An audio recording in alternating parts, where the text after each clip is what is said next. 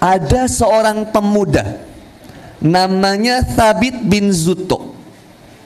Thabit bin Zuto. Thabit bin Zuto ini suatu saat sedang menempuh pembelajaran. Dia mau belajar dan menyusuri pada saat itu di daerah di Irak, di sungai itu. Di sungai itu ada, ya ini pernah kisah dengarnya, pernah dengar nggak kisahnya? Ada buah apel yang ngelewat gitu di sungai itu. Begitu apel itu lewat, Thabit bin Zuto lihat, lapar banget. Akhirnya diambil apel itu. Begitu diambil apel itu, lalu kemudian digigit apel itu. Saking laparnya akhirnya Thabit bin Zuto bilang, wah, alhamdulillah, baru satu gigitan, seger. Begitu ditelan, baru ingat Thabit bin Zuto, astagfirullahaladzim, ini apel punya siapa?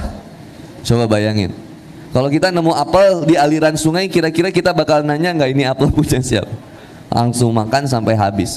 Tapi Thabit bin Zuto, pemuda yang senantiasa terjaga keimanannya dan terjaga hatinya untuk senantiasa menanamkan rasa takut kepada Allah dan takut memakan sesuatu yang haram.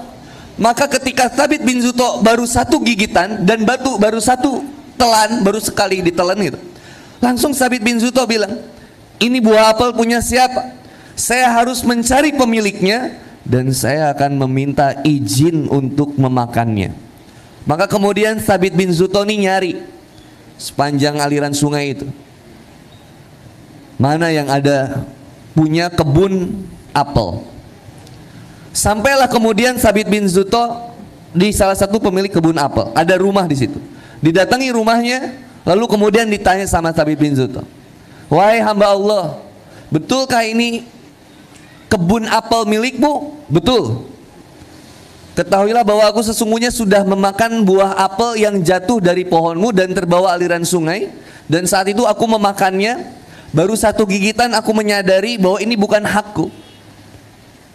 Maka aku meminta izin kepadamu untuk mengikhlaskan satu gigitan yang sudah aku telan, karena aku takut memasukkan barang makanan sesuatu yang haram dalam tubuhku. Bayangin nih Thabit bin Zuto. Lalu kemudian kata si ayah, seorang pemilik kebun ini bilang ini, demi Allah, saya tidak akan mengizinkan dan tidak akan mengikhlaskan apa yang sudah kamu telan. Pelit banget ya, cuman satu gigitan nggak diikhlasin, kecuali satu syaratnya. Kaget Thabit bin Zuto.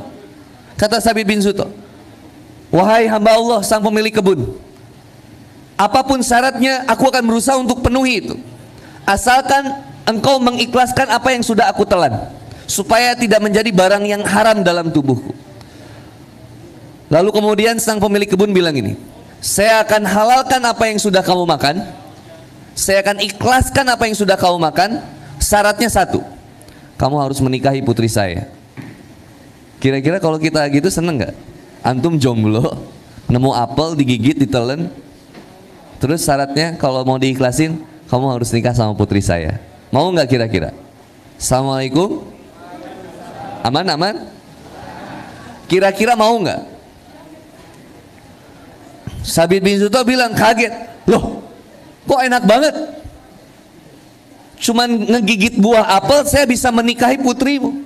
Tapi kemudian ayah pemilik kebun ini bilang gini, kau harus menikah dengan putriku, dan ketahuilah putriku seorang yang bisu, dia tuli, dia buta, dan dia lumpuh. Pertanyaannya, masih mau nggak nikahin? Kira-kira kalau kita di posisi Thabit bin Zuto,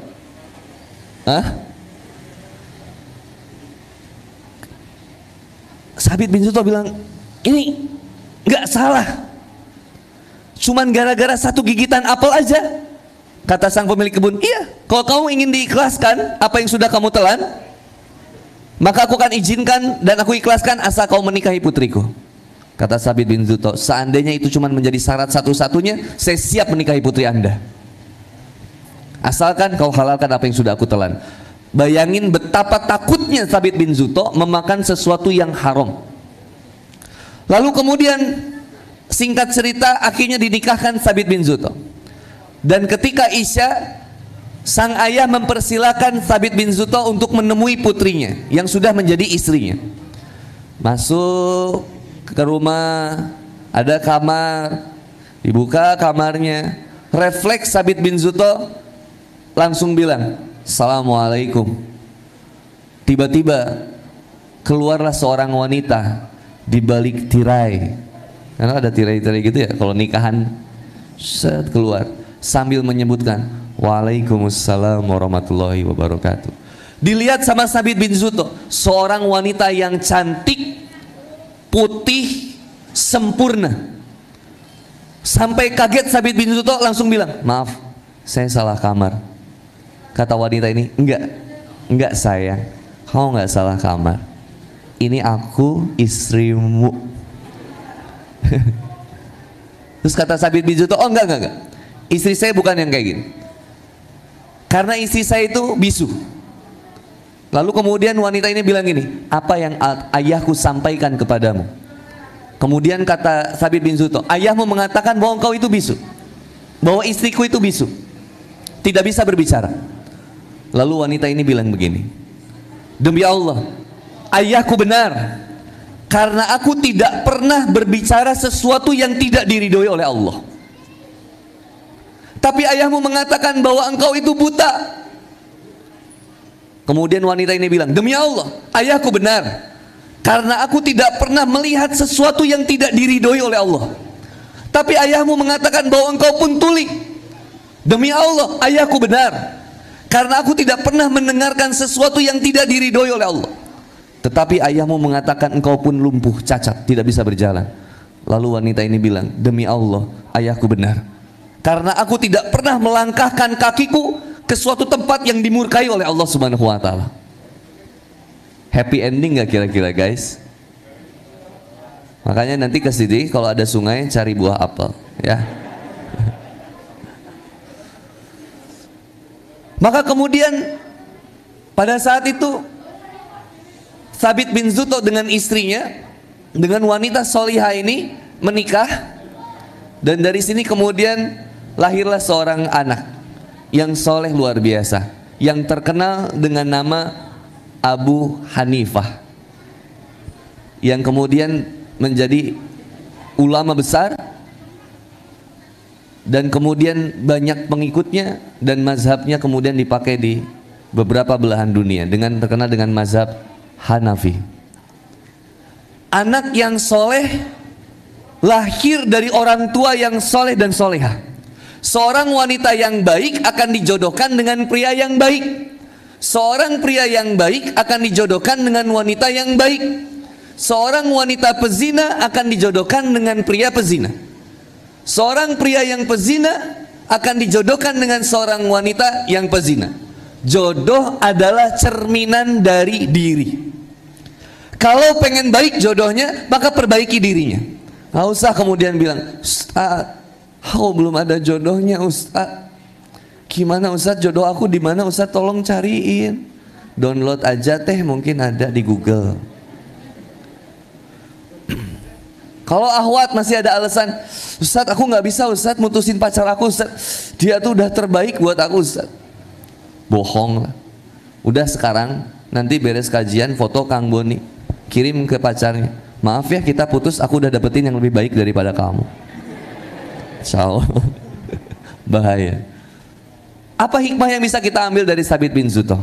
Seorang pemuda yang jomblo sendirian, gak banyak dia berharap kepada makhluk, dia hanya berharap kepada Allah. Satu. Yang kedua, dia tanamkan rasa takut dia kepada Allah.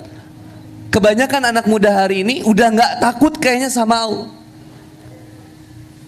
Kenapa bisa kayak gitu Kang? Karena Allah dianggap gak ada, seolah-olah Allah gak lihat apa yang mereka kerjakan. Setiap ngechatnya kita, setiap pandangannya kita. Maka lihat di Quran surat An-Nur ayat 30. Allah sampaikan di sana. 30 untuk ikhwannya, 31 untuk akhwat. 32 ajakan buat menikah. Pas itu ayatnya. Qulil mu'minina yaghuddu min absarihim wa yahfadzu furujahum.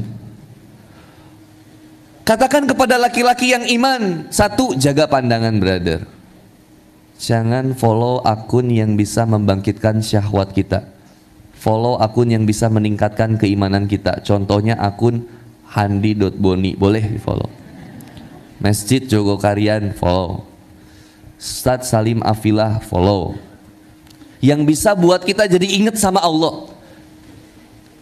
Akhwat, kunci Instagram. Jangan biarkan ada laki-laki yang memfollowmu, supaya engkau tidak diganggu oleh buaya-buaya hijrah. Hati-hati buaya hijrah bahaya, banyak modusnya.